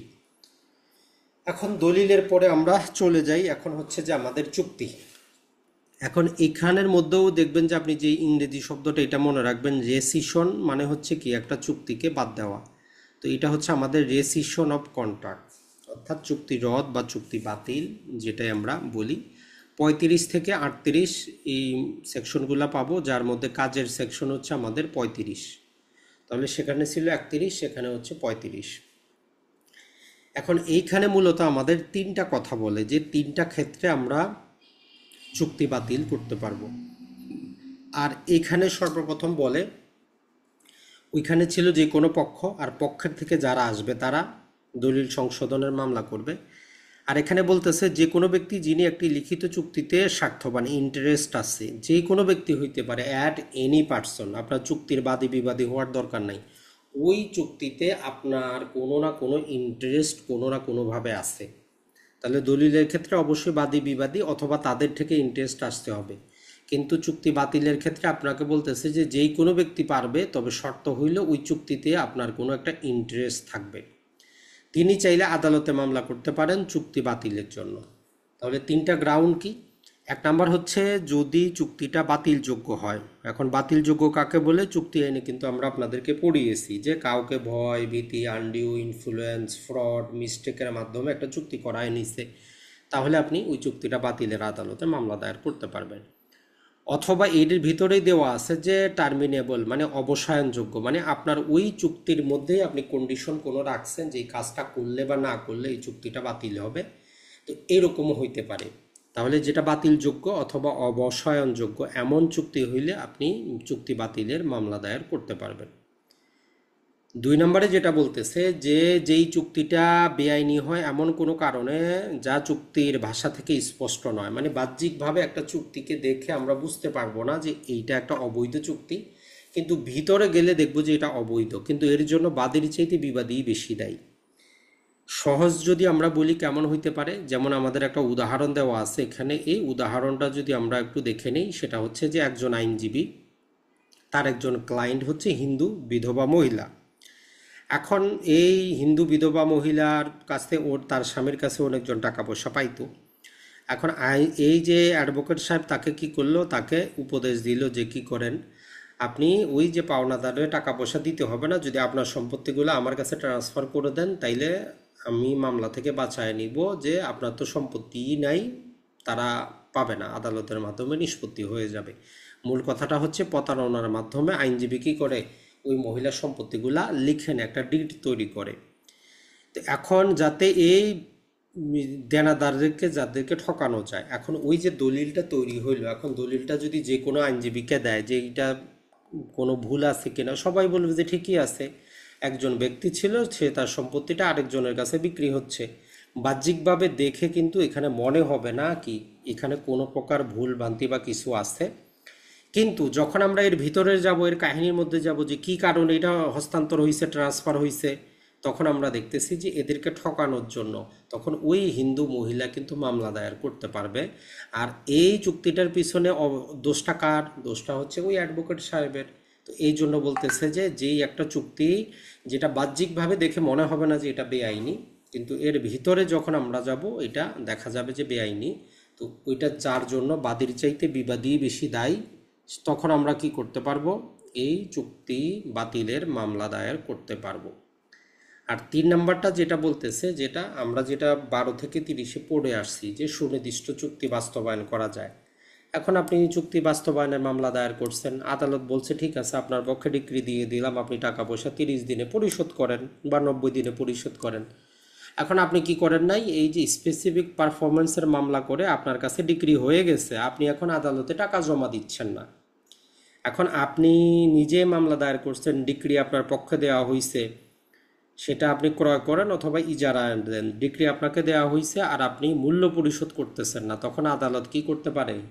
আপনার ডিফল্ট আদালত ওই চুক্তিটা তখন বাতিল করে দিবে। কোনটা? যেটা আপনি স্পেসিফিক্যালি প্রবল করাইছেন 12 থেকে 30-এ, কিন্তু এখন টাকা পয়সা দিচ্ছেন না, তো আদালত তখন এই 3 নম্বরের অধীনে ওইটা বাতিল করে দিতে পারে। পাশাপাশি যদি সম্পত্তিটা আপনার দখলে থাকে, যদি সম্পত্তিটা অলরেডি আপনার দখলে থাকে, যেমন আপনি বায়না সম্পত্তি কি করেন, ক্রয় করতে যান, আপনি বায়না জমি দখলে নেন, 6 মাস অপেক্ষা করেন, তারপরে যদি তারা বিক্রি করতে না চায় আদালতে চুক্তি প্রবল করার জন্য গেছেন, ধরলাম 2 বছর আপনি ওই সম্পত্তিটা দখলে ছিলেন, তো আদালত কি করতে পারে? চুক্তি বাতিল তো করবে, পাশাপাশি যতদিন আপনি ওইটা বেআইনিভাবে এখন দখলে খাইছেন, ওই অতদিনের যত লাভ হয়, ভাড়া হয়, ওইটাও পরিশোধ করার আদেশও দিতে পারে। তাহলে মূল কথাটা হচ্ছে, যদি আপনি সুনির্দিষ্ট চুক্তি বাস্তবায়নে ডিক্রি পান আর আদালতের আদেশে নির্দিষ্ট সময় টাকা পরিশোধ না করেন, তাহলে আদালত চুক্তি বাতিল করবে। আর যদি আপনি ওই সম্পত্তি প্রপার্টিটা দখলে রাখেন, যতদিন দখলে রাখছেন তার যে লাভ হবে অথবা সেখান থেকে যে টাকা পয়সা আসতো সেটা আপনাকে ফেরত দেওয়ার জন্য আদেশও দিতে পারে। এই জিনিসটা একটু মনে রাখবেন। তাহলে আমাদের এমসিকিউর জন্য এখানে হচ্ছে যে কতটি ক্ষেত্রে আমরা চুক্তি প্রবল করতে, চুক্তিটা রদ করতে পারবো। তাহলে 3টা ক্ষেত্র। একটা হয়েছে যদি চুক্তিটা বাতিলযোগ্য বা অবসায়নযোগ্য হয়, আর একটা হচ্ছে যদি সেটা বাহ্যিকভাবে দেখে অবৈধ না হয় কিন্তু ভিতরে দেখে মনে হচ্ছে যে অবৈধ, আর 3 নম্বরে হচ্ছে সুনির্দিষ্ট চুক্তি বাস্তবায়নে ডিক্রি পাওয়ার পরেও যদি কেউ টাকা পয়সা পরিশোধ না করে আদালত চুক্তিটা বাতিল করে দিতে পারে। এখন যদি এখানে আমরা দেখি যে এখানে আমাদের আরও একটা উদাহরণ আছে, উদাহরণগুলো বেয়ারেক থেকে এই জন্যই নেওয়া হয়েছে যেহেতু এমসিকিউতে চলে আসে। এ নামক একজন ব্যক্তি কি করছে, তার জমি বিক্রি করছে কার কাছে? বিয়ের কাছে। কিন্তু ওই জমির উপর দিয়ে রাস্তা চলাচলের অধিকার আছে। আমরা তামাদি আইনি সুখাধিকার পড়েছি যে কারো সম্পত্তির উপর দিয়ে আপনি চললে সেখানে আপনার সুখাধিকার অর্জিত হয়। এখন আপনি জমি বিক্রি করছেন কিন্তু আপনি ক্রেতার কাছে গোপন করছেন যে আপনার সম্পত্তির উপর দিয়ে আরেকজন কি আছে, চলাচলের অধিকার আছে সেখানে। তাহলে যেই নতুন ক্রেতা সে কি করতে পারবে? সে এই অধিকারটা রাখে ওই আপনার দলিলটা বাতিল করার মতো। ওই যে চুক্তি করে আপনি জমি বিক্রি করতেছেন ওইটা বাতিল করার জন্য সে এই গ্রাউন্ডে মামলা দায়ের করতে পারবে। কারণ আপনি তার সাথে একটা প্রতারণা করছেন, মিসরিপ্রেজেন্টেশন করছেন, সঠিক তথ্য তার কাছে দেন নাই। আপনি যদি সঠিক তথ্য দিতেন উনি জমি ক্রয় করতো না, তো এই জন্য উনি চাইলে ওই দলিলটা বাতিল করতে পারে। তাহলে আমাদের এই 35টা গুরুত্বপূর্ণ, আর 36টা শুধু একটা কথা বলে যে শুধুমাত্র ভুলের জন্য কোনো চুক্তি বাতিল হয় না। তবে একটা কন্ডিশন হচ্ছে বাতিল হইতে পারে যদি আমরা কি করতে পারি, প্রতিপক্ষকে আগের অবস্থায় ফিরিয়ে নিতে পারি। অর্থাৎ চুক্তি করার পূর্বে ব্যক্তি যে অবস্থায় ছিল যদি আপনি ওই অবস্থা আনতে পারেন তবেই ভুলের কারণে একটা চুক্তি রদ হইতে পারে, আর না হলে স্বাভাবিকভাবে ভুলের কারণে কোনো চুক্তি রদ হবে না। আর 37টা হচ্ছে আমরা 12 থেকে যখন 30 পড়ছি আপনাদেরকে কিন্তু বলে দিয়েছি যে যখন আমরা একটা চুক্তি প্রবলের মামলা আদালতে দায়ের করি ওখানে আমাদের প্রার্থনার জায়গা থাকে যে আপনি কি প্রতিকার চান। প্রথমত আমরা চাই কি যে চুক্তিটা প্রবল করে দেয়া হোক। তো এই 37 বলতেছে যে চুক্তি প্রবলের ক্ষেত্রে, সুনির্দিষ্ট চুক্তি বাস্তবায়নের ক্ষেত্রে আমরা সেখানে চাইতে পারি যদি আদালত চুক্তি প্রবল না করে যাতে এটা রেসিস্ট করে দেয়, বাতিল করে দেয়। তো এই জন্য বলতেছে যে সুনির্দিষ্ট চুক্তি বাস্তবায়ন যোগ্য মামলায় বিকল্প প্রার্থনায় বাতিল চাওয়া যাবে। আদালত যাতে যদি বাস্তবায়ন করতে না পারে বাতিল করে দেন। এটাই হচ্ছে কথা 37-এর, আর কিছু না। আর 38 একটা কথা বলে যে ইকুইটি করার। ইকুইটি করার মানে যার জন্য চুক্তিটা বাতিল করা হইল, মানে আদালতে আপনি ডিক্রি পাইলেন, আপনি চুক্তি বাতিলের মামলা করছেন, আপনি জিতে গেছেন, মানে চুক্তিটা বাতিল হয়েছে। কিন্তু আদালত যদি মনে করে যে আসলে অপর পক্ষের একটু ক্ষতি হচ্ছে, তাহলে আপনারা আদেশ দিতে পারে যে তারে আপনি ক্ষতিপূরণ দেন, নির্দিষ্ট টাকা পয়সা আদালত বলে দিতে পারে যে তারে আপনি ক্ষতিপূরণটা দেন। এটা এই জন্যই দেওয়া হয় যেহেতু আমরা এই যে ল অফ ইকুইটি পড়তেছি, সমতা করার জন্য, কারো যাতে ক্ষতি না হয়। তো এই জন্য বলতেছে যে কি করতে পারে, court May require party residing to do equity.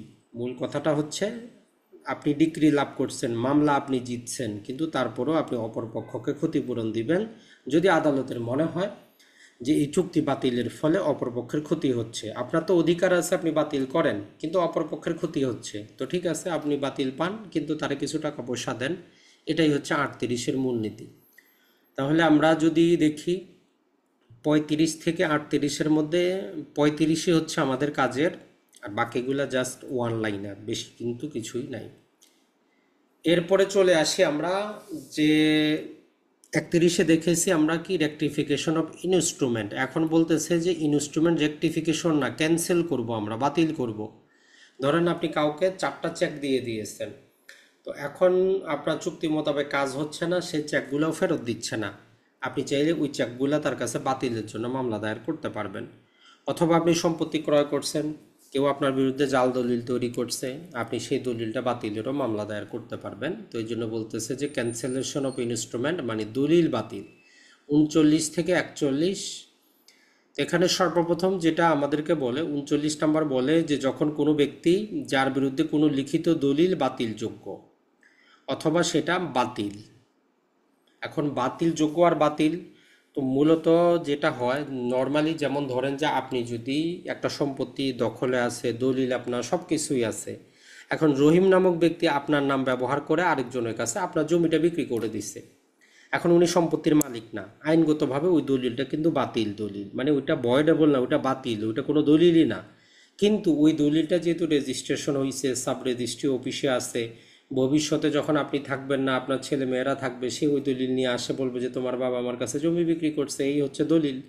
তো ওই জন্য আইন বলে দিচ্ছে যে যখন বাতিলযোগ্য বা বাতিল এবং যার কারণে যুক্তিসঙ্গত আশঙ্কা আছে যে দলিলটা যদি বহাল থাকে তাহলে আপনার গুরুতর ক্ষতির কারণ হইতে পারে, আজকে ক্ষতি হয় নাই কিন্তু হইতে পারে, আপনি ভবিষ্যতে আশঙ্কা করতেছেন, তারপরেও আপনি কি করতে পারবেন, ওই দলিলটা যাতে বাতিল ঘোষণা করা হয় এরকম মামলা দায়ের করতে পারবেন।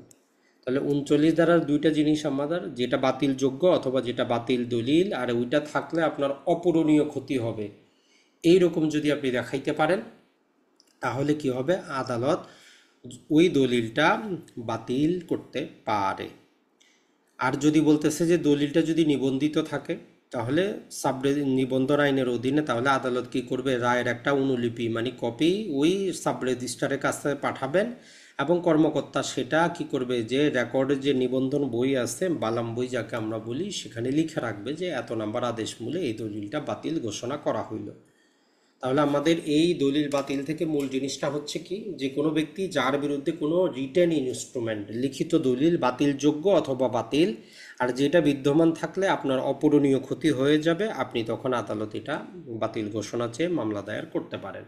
আর যদি ওই ইনস্ট্রুমেন্টটা কি হয়, নিবন্ধন আইনের অধীনে নিবন্ধনযোগ্য কোনো ইনস্ট্রুমেন্ট হয়, তাহলে রায়ের একটা কপি আদালত সাব রেজিস্ট্রারের কাছে পাঠাবে, উনি সেটা মূল বইয়ে লিখে রাখবেন। এখন যদি আমরা দেখি এখানে কিছু উদাহরণ দেওয়া আছে, 1 নম্বর উদাহরণ থেকেই কতবার প্রশ্ন ছিল, এই যে লেটেস্ট এমসিকিউতে ছিল যে একটা জাহাজ কি যেটা সাগরে যাওয়ার মতো যোগ্য নাই, মানে যেটা বলতে পারি যে আমরা যে ক্ষয়ক্ষতি সম্পূর্ণ জাহাজ, যেটা সাগরে ভাসার মতো তার যোগ্যতা নাই, কিন্তু এ কি করছে, মিথ্যা তথ্য দিছে একটা ইন্স্যুরেন্স কোম্পানিকে যে আমার জাহাজ ঠিক আছে, সে বিমা করে নিছে ওই জাহাজটা। এখন এই জাহাজটা কিন্তু সমুদ্রে কিনা যাওয়ার মতো যোগ্য না, গেলে হয়তো ডুবে যাবে। এখন ওই সে মিথ্যা তথ্য দিয়ে কি করছে, বিমা করে নিছে, তার মানে একটা ইনস্ট্রুমেন্ট তৈরি হয়ে গেছে। এখন পরবর্তীতে যদি কি এই বিমা কোম্পানি জানতে পারে যে এই জাহাজটা তো সমুদ্রে যাওয়ার মতোই যোগ্য না, তখন তারা কি করতে পারবে, শুধু ওই মুখে মুখে তো আপনি ক্যান্সেল করতে পারবেন না, কারণ ইনস্ট্রুমেন্ট হয়ে গেছে। তো এই বিমা পলিসি আপনি বাতিল করার জন্য মামলা দায়ের করতে পারবেন। তো এইটা থেকে এমসিকিউ ছিল যে এইরকম যদি হয় তখন কি করবে, চুক্তিটা বাতিল করবে, রেসিপ্ট করবে, ক্যান্সেল করবে। তো এই জন্য এটা হচ্ছে যে সে কী করবে, এটা বাতিল করবে, ইনস্ট্রুমেন্টটা ক্যান্সেল করবে। এরপরে যদি আমরা দেখি যে এ ভূমি বিকে দেয়, এ একটা জমি বিকে দিয়ে দিয়েছে এবং বি সেটা সিকে উইল করে দিয়ে মারা যায়। এর একটা জমি ছিল, সে বি এর কাছে দিছে। এখন বি পরবর্তীতে কি করছে, সে সি এর নামে উইল করা ছিল, এই অবস্থায় মারা যায়।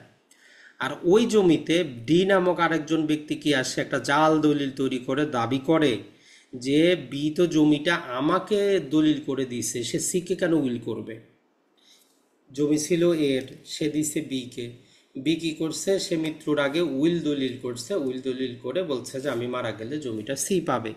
এখন যখন এ মারা গেল, এখন ডি নামক আর এক নতুন ব্যক্তি আইসে একটা, ওই যে আমরা বললাম কেউ আপনার নামে প্রতারণামূলক দলিল করে রাখছে, তো পরবর্তীতে আসে সে বলতেছে যে না, ডি আমার কাছে জায়গা বিক্রি করছে, এই হচ্ছে দলিল। তখন এই যে সি ব্যক্তি যাকে উইল করা হয়েছিল, তারে কি আছে, এখানে একটা স্বার্থ আছে, সে তখন আদালতে মামলা দায়ের করতে পারবে যে ডি এর দলিলটা জাল দলিল, এটা ঘোষণা করা হোক। একই রকমভাবে যদি আমরা দেখি, সেটা হচ্ছে যে আরও একটা উদাহরণ দেওয়া আছে যে একটা জাহাজ বিকে বিক্রি করতে সম্মত হয়, আর 4টি বিলের মাধ্যমে, মানে ধরলাম যে 4 চেকের মাধ্যমে কি করবে, টাকাগুলো দিবে, দুইজনে এগ্রিও করছে। তো তারা ওই যে চেকগুলা সম্পাদিত হয়ে গেছে, মানে চেকে ধরলাম যে আমরা চেকের মধ্যে সিগনেচারও করে দেওয়া হয়েছে, কিন্তু এ কি করলো না, জাহাজটা তাকে দিল না।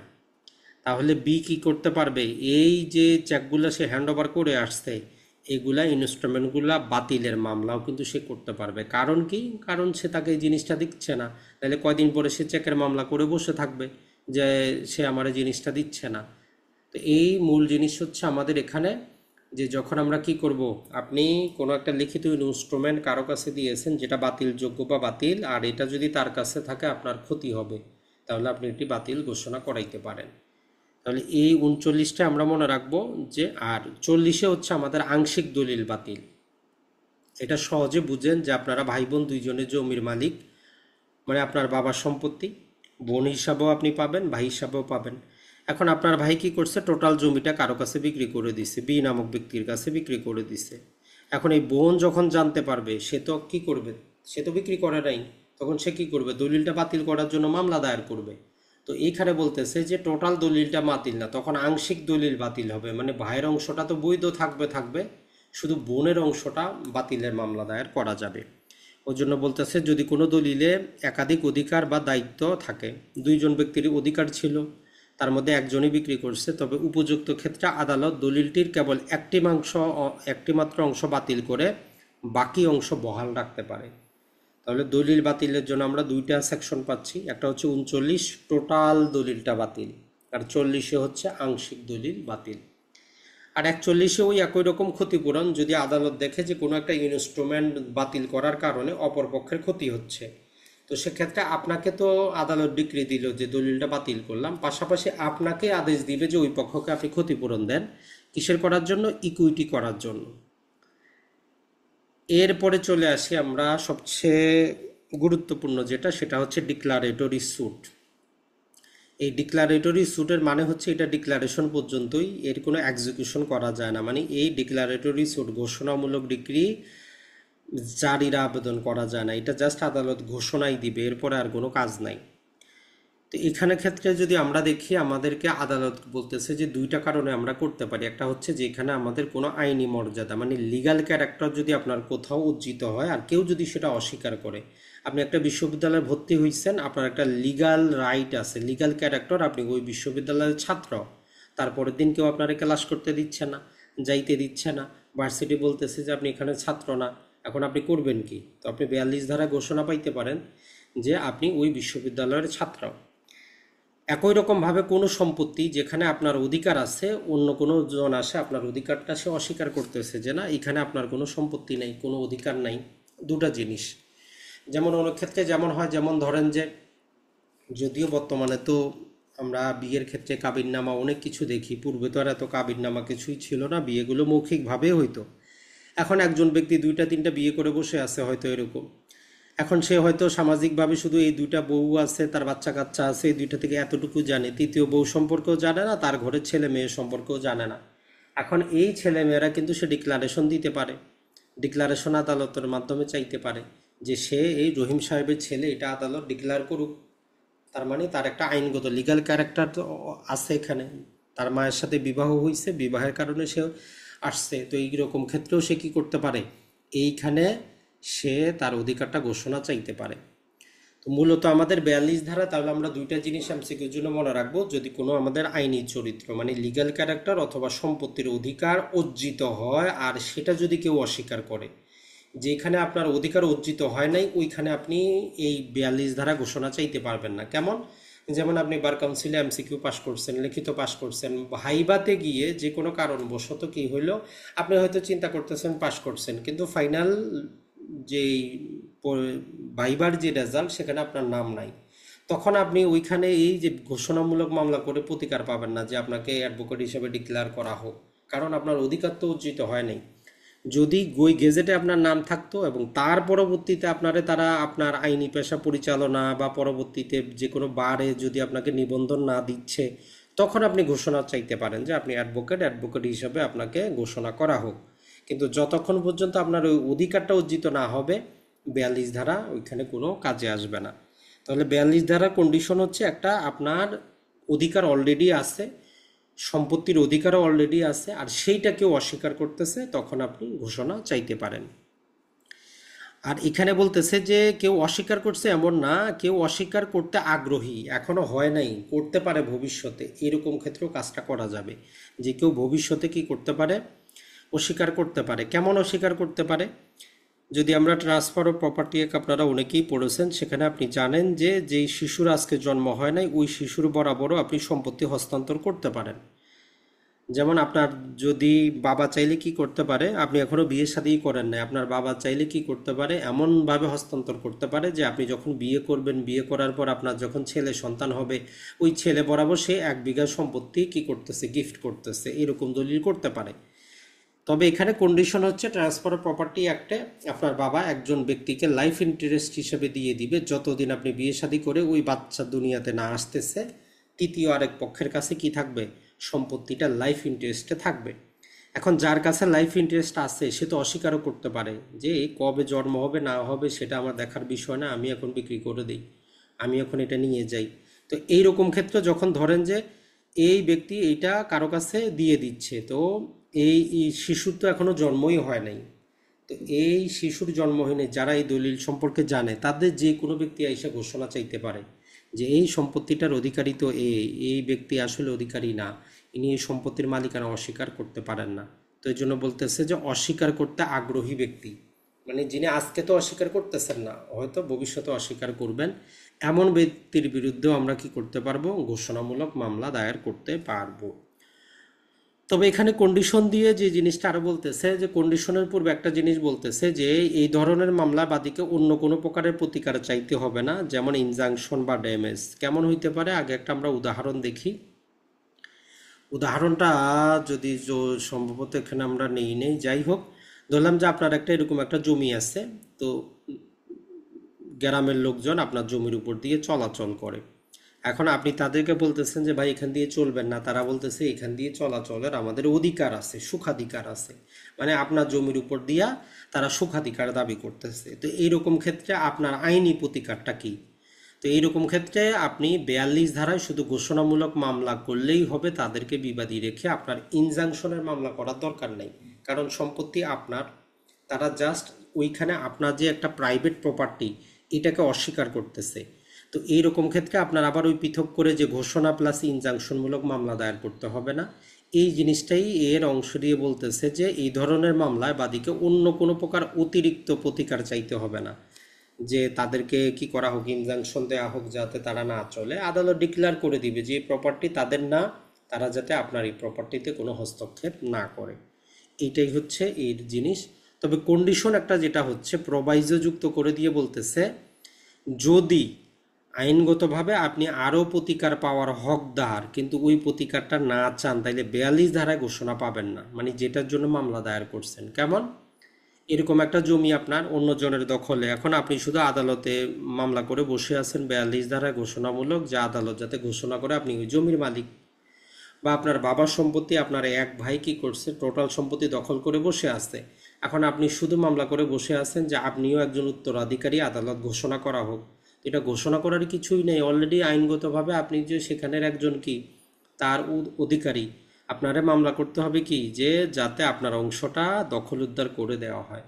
তো এই জন্য বলতেছে যে যদি বাদী এমন অবস্থায় থাকে যে ঘোষণার বাইরেও আরও প্রতিকার চাইতে পারে কিন্তু না চায়, তাহলে এই 42 ধারায় আদালত অগ্রসর হবে না। কারণ আদালত বলবে যে আমি ঘোষণা দিয়ে করব কি, আপনি তো দখল উদ্ধারই চান নাই। তো তখন 42 ধারা মামলাটা আপনার বাতিল হয়ে যাবে। তো এখানে অনেকগুলো উদাহরণ দেওয়া আছে, 42 ধারা যদি আপনি বেয়ার একটা দেখেন অনেকগুলো উদাহরণ দেওয়া আছে, আপনি চাইলে সেগুলো একটা একটা করে পড়তে পারেন। তারপরে আমরা কয়েকটা গুরুত্বপূর্ণ যে কয়েকটা নিয়ে এসেছি, যে একজন হিন্দু বিধবা মহিলা। তো ম্যাক্সিমাম ক্ষেত্রে হিন্দু মহিলা আমরা এই জন্যই ব্যবহার করি যেহেতু তারা একটা সম্পত্তির অ্যাবসুলুট ওনার হয় না, মানে স্বামীর সম্পত্তি পাইলে যতদিন জীবিত থাকে ততদিনই মালিক, মারা গেলে আবার সম্পত্তিটা অন্যজনের কাছে চলে যায়। এখন হিন্দু বিধবা মহিলা তার দখলে থাকা সম্পত্তির একটা অংশ বিক্রি করে দেয় কোনো আইনসম্মত প্রয়োজন ছাড়া। নর্মালি হিন্দু মহিলা যদি বিক্রি করতে হয় সে কী করতে হয়, আদালতের পারমিশন নিতে হয় যে আমি এই কাজের জন্য এই সম্পত্তিটা বিক্রি করব। আদালত পারমিশন দিলে বিক্রি করতে পারে। এখন সে কী করছে, কোনো প্রয়োজন ছাড়াই সে বিক্রি করে দিছে। তাইলে ওই যে সম্ভাব্য উত্তরাধিকারী, মানে যারা ওই রিমাইন্ডার ম্যান রিভিশনার আছে, মানে ওই মহিলা মারা গেলে যাদের কাছে সম্পত্তিটা যাবে, কে হইতে পারে, ওই যে মৃত ব্যক্তির ভাই, মৃত ব্যক্তির পিতা, মৃত ব্যক্তির মা, হিন্দু উত্তরাধিকার আইনে তারা মামলা দায়ের করতে পারবে, যে ঘোষণা চাইতে পারবে যে এই বিক্রি, হিন্দু যে মহিলা যিনি বিক্রি করতেছেন ইনি মারা যাওয়ার পর এই দলিলটা বাতিলযোগ্য, কারণ ওনার এই কিন্তু অধিকারটা নাই যে কি করবে, উনি সম্পত্তিটা বিক্রি করবে। তো আপনি এখনই একটা ডিক্লারেশন স্যুট করতে পারেন। তো তখন তাহলে যে কিনতে চাবে সে তো আর কিনবে না। তো মূল কথাটা হচ্ছে এখানে যে আমরা কখন কখন ঘোষণা চাইতে পারবো। এরপরে যেটা বলেছে যে একজন হিন্দু মহিলা কি করছে, বিধবা মহিলা তার মৃত স্বামীর নামে দত্তক নেয়। নর্মালি অ্যাডাপশন যেটাকে আমরা বলি, মুসলিম আইনে কেউ কোনো সন্তান দত্তক নিতে পারে না। আপনার যদি স্বামী স্ত্রী থেকে কোনো ছেলে না হয়, অন্য কোনো ছেলেকে আপনি জাস্ট অভিভাবক হিসাবে দায়িত্ব পালন করতে পারেন, গার্ডিয়ান হিসাবে। আর হিন্দু আইনে যেটা হয় যে আপনি চাইলে দত্তক নিতে পারেন, সেটা স্বাভাবিক বায়োলজিক্যাল ছেলের মতোই কি হবে, যত প্রকার সম্পত্তির উত্তরাধিকার সব কিছু পাবে। হিন্দু আইনে শুধু ছেলে বাচ্চাকেই কি করা হয়, দত্তক নেওয়া হয়, মেয়ে বাচ্চাকে দত্তক কিন্তু নেওয়া হয় না। তো একজন হিন্দু মারা গেছে, তার বিধবা স্ত্রী কি করছে, একটা ছেলে দত্তক নিয়ে বসে আছে। এখন ওই যে হিন্দু মহিলার ওই ব্যক্তির সম্পত্তি যারা পরবর্তীতে পাবে এই মহিলা মারা গেলে, তারা মামলা দায়ের করতে পারবে যে এই দত্তক গ্রহণটা অবৈধ, সে দত্তক নিতে পারে না। হিন্দু আইনে স্বামী মারা গেলে স্ত্রী দত্তক নেওয়ার ক্ষমতা নাই। যতদিন স্বামী জীবিত আছে দুইজনে চাইলে দত্তক নিতে পারবে। এখন স্বামী মারা গেছে, এখন সে দত্তক নিবে, তার মানে কি সে সম্পত্তিটা ওই ছেলে পাবে, কারণ হিন্দু আইনে দত্তক ছেলেও স্বাভাবিক ছেলের মতো সম্পত্তি পায়। তো এই জন্য যারা বাকি যারা আছে তারা মামলা দায়ের করতে পারবে যে এই দত্তক গ্রহণটা অবৈধ। এরপরে এ একটি সম্পত্তির দখলে আছে, বি দাবি করে যে সে মালিক। এই আদালতে দখলদার বৈধ এই ঘোষণা চাইতে পারবে যে আমি সম্পত্তির দখলে আছে, আমি 100% মালিক। বি আসে দাবি করতেছে বি সম্পত্তি না, আদালত ঘোষণা করুক। আদালত আপনাকে ডিক্লারেশন দিবে যে ঠিক আছে। কিন্তু যদি সম্পত্তি আপনার দখলে না থাকতো তাহলে 42 ধারায় আদালত কোনো প্রতিকার দিত না। এরপরে বি কী করলো, বি তার জীবন দশায় তথাকথিত স্ত্রী ডি ও সন্তান সি এর বিরুদ্ধে মামলা দায়ের করে দাবি করে যে তারা বি এর বৈধ স্ত্রী ও সন্তান, তারা এ বিষয়ে ঘোষণা চাইতে পারে। যেমন আমরা বললাম যে কি করতে পারে, কোনো ছেলে সে তার পিতার আগে, যেহেতু এত বর্তমানে আপনার দাবি করতে হলে আপনাকে লিগালি বৈধভাবে কাগজপাতি দেখাতে হবে। তো যেহেতু আইনটা যখন তৈরি করা হয় তখন তো আর এত বিয়ের কাবিননামা এত কিছু ছিল না। তো তখন একজন ব্যক্তি একাধিক বিবাহ শাদীও করতো, মৌখিকভাবেই হইতো। এখন হয়তো অন্য স্ত্রী ছিল সেটা কেউ জানে না। এখন সেই রকম ক্ষেত্রে ওই স্ত্রী বা তার ছেলের আইসা আদালতে ঘোষণা চাইতে পারে যে আমি এই ব্যক্তির বৈধ স্ত্রী অথবা আমি এই ব্যক্তির বৈধ সন্তান, আদালত কি করুক, ঘোষণা করুক। তাহলে মূলত আমাদের 42 ধারার ক্ষেত্রে আমরা যে জিনিসটা মনে রাখবো আমাদের এমসিকিউর জন্য, যে ঘোষণামূলক মামলা আমরা কত ধারায় করি? 42 ধারায়। গ্রাউন্ডটা কি হইতে পারে? লিগ্যাল ক্যারেক্টার অথবা সম্পত্তির অধিকার কেউ যদি অস্বীকার করে অথবা ভবিষ্যতে করার আগ্রহ থাকে, করে অথবা ভবিষ্যতে করার আগ্রহ থাকে, তাহলে আমরা ঘোষণা চাইতে পারবো। তামাদি কতদিন? নির্দিষ্ট কোনো তামাদি নাই, তবে অনুচ্ছেদ 120 মোতাবেক আমরা পড়েছি অলরেডি তামাদি আইন 6 বছর। এখন চলে আসি আমরা 43 নাম্বার দিয়ে, এই যে ডিক্লারেশনটা দিবে, ঘোষণাটা দিবে, এটা কার উপর প্রযোজ্য হবে? তো এখানে বলতেছে যারা বাদী বিবাদী থাকবে মামলার তাদের উপর কার্যকর হবে, এবং তাদের মাধ্যমে যে প্রতিনিধি এবং যারা দাবিদার আসবে তাদের উপর কার্যকর হবে। এবং সেটা বলতেছে ট্রাস্টিদের ক্ষেত্রে যদি কোনো এরকম ট্রাস্ট রিলেটেড মামলা হয়, যাদের পক্ষে ট্রাস্ট ছিল বা হতে পারত, তাদের উপর এটা বাইন্ডিং হবে। মূল কথা যদি আমরা বলি, এক কথা হচ্ছে বাদী বিবাদী এবং তার উত্তরাধিকারীর উপর কি হবে, এই মামলার ইফেক্টটা থাকবে, এর বাইরে থাকবে না। যেমন একটা উদাহরণ দেওয়া আছে যে এ নামক একজন ব্যক্তি কি করছে, বি নামক তার স্ত্রী তার সাথে ঘর সংসার করে না, বাপের বাড়িতে গিয়ে আসছে। তো সে বি স্ত্রী এবং তার যে শাশুড়ি আছে, দুইজনকে বিবাদী করে আদালতে কি করে, পারিবারিক সম্পর্ক পুনরুদ্ধারের মামলা করে, কনজুগাল রাইট পুনরুদ্ধারের মামলা দায়ের করে, যাতে আদালত কি করে, ঘোষণা করে বি হচ্ছে প্রকৃত স্ত্রী। তো এ মামলা আদালত তার পক্ষে রায় দিয়ে দেয়। তো পরবর্তীতে যদি বলতেছে যে যদি এইখানে অন্য কোনো ব্যক্তি, সি নামক আরেকজন ব্যক্তি যদি আয়সা যদি বলে যে না বি হচ্ছে আমার স্ত্রী, এই মর্মে সে মামলা দায়ের করতে পারবে। এই 42 ধারা ঘোষণাটা তার উপর কার্যকর না, কারণ ওই সি নামক ব্যক্তি বাদীও ছিল না, বিবাদীও ছিল না, বাদীর পক্ষেও কেউ না, বিবাদীর পক্ষেও কেউ না, সে থার্ড পার্টি একজন, অতএব সে চাইলে মামলা দায়ের করতে পারবে। তো এটাই হচ্ছে ঘোষণার প্রভাব। তাহলে ইফেক্টটা কার উপর থাকবে? মামলা যারা বাদী বিবাদী থাকবে এবং তাদের থেকে যারা দাবি করবে অথবা উত্তরাধিকারী আসবে, ঘোষণাটা শুধু তাদের উপরই কার্যকর হবে, আর বাইরে কারো কাজের জন্য হবে না। সর্বশেষ যদি আমরা দেখি 44 নম্বর ধারা আমাদেরকে বলে যে আমাদের যে একটা প্রতিকার আছে রিসিভার নিয়োগের মাধ্যমে প্রতিকার। তো এই রিসিভার জিনিসটা কি, তার দায়িত্ব কি? রিসিভার মূলত হচ্ছে যে আমরা যদি বলি, যদি কোনো বিবাদমান বিষয় থাকে, নালিশি সম্পত্তি থাকে, নালিশি বিষয়বস্তু থাকে, এ আর বি দুইজন হচ্ছে যে মামলার, এ হচ্ছে বাদী, বি হচ্ছে বিবাদী। এখন দুইজনই হয়তো এই সম্পত্তিটা নিয়ে ঝগড়া বিবাদ করতেছে। তো আদালত চাইলে একজন নিরপেক্ষ ব্যক্তি সিকে নিয়োগ করে দিতে পারে যে যতদিন মামলা চলতেছে এই সম্পত্তিটা সি দেখাশোনা করবে। অথবা ঢাকা শহরে কারো 5 তলা বাড়ি আছে, ভাই বোনের মধ্যে দ্বন্দ্ব, বাটোয়ারা মামলা হয়েছে, টাকাগুলো ভাই উঠায় নিয়ে যায়, এখন বোন আদালতে অ্যাপ্লিকেশন করছে যে একটা রিসিভার নিয়োগ করে দেখ, কারণ টাকাগুলো ভাই নিয়ে যায়, খরচ করে ফেলতেছে, পরবর্তীতে সে দিবে না। তো আদালত তখন ওই সি নামক ব্যক্তিকে নিয়োগ করলো যে এই 5 তলা বাড়ির যত ভাড়া আসবে সব সি কালেকশন করে পৃথক অ্যাকাউন্টে রাখবে। তো মূল কথাটা হচ্ছে যে কোনো মামলা চলাকালীন সময় রিসিভার নিয়োগ করা হবে কি হবে না, এটা আদালতের বিবেচনামূলক ক্ষমতা। তাহলে রিসিভার নিয়োগ করা আদালতের ডিসক্রিশনারি পাওয়ার। এখন রিসিভার নিয়োগ কিভাবে হবে, এর প্রভাবটা কি, তার অধিকারটা কি, ক্ষমতা কি, দায়িত্ব কি, তার কি রেসপন্সিবিলিটি থাকবে, এটা আমাদের ওই সিপিসি দ্বারা নিয়ন্ত্রিত হবে, যেটা সিপিসির আদেশ 40 আমাদের দেওয়া আছে যে একজন রিসিভার কারা হইতে পারবে, তার দায়িত্ব কি, তাকে কত টাকা ফি দিতে হবে, তার কি কর্তব্য আছে, এই রিলেটেড আমরা যখন দেওয়ানি কার্যবিধি পড়ব তার 40 আদেশে বিস্তারিত বর্ণনা করা আছে। তাহলে আজকের আলোচনায় আমরা যতটুকু পড়লাম, এটাকে যদি আমরা এখন যদি সংক্ষেপে একটু সামারি করি, আর এই আইনটা কিন্তু গুরুত্বপূর্ণ, মনে রাখবেন এমসিকিউতে 10 মার্ক, লিখিততে কিন্তু আপনার যদি বলি আমরা 15 মার্ক। তো এর জন্য একটু ধীরে হোক আস্তে হোক ছোট ছোট করে বোঝার চেষ্টা করবেন। তাহলে আমরা যেই প্রতিকারগুলো আজকে পড়লাম এর মধ্যে দলিল সংশোধনটা সবচেয়ে বেশি গুরুত্বপূর্ণ, যেখানে মূল ভিত্তি হচ্ছে আমরা একটা প্রতারণা প্রমাণ করতে হবে অথবা প্রমাণ করতে হবে দুই পক্ষের ভুল ছিল।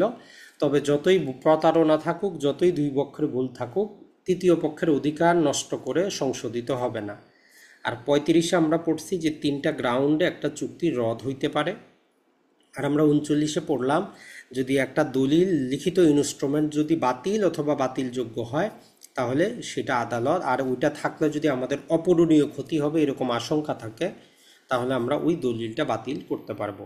আর 42 ধারায় ছিল আমাদের লিগ্যাল ক্যারেক্টার, অথবা যদি কোনো সম্পত্তির অধিকার কেউ অস্বীকার করে অথবা করতে পারে ভবিষ্যতে, এইরকম ক্ষেত্রে আমরা ডিক্লারেটরি স্যুট দায়ের করতে পারবো। আর 44-এ মামলা চলাকালীন একটা রিসিভার নিয়োগ করা হবে কি হবে না এটা আদালতের যাবত ডিসক্রিশনারি ক্ষমতা।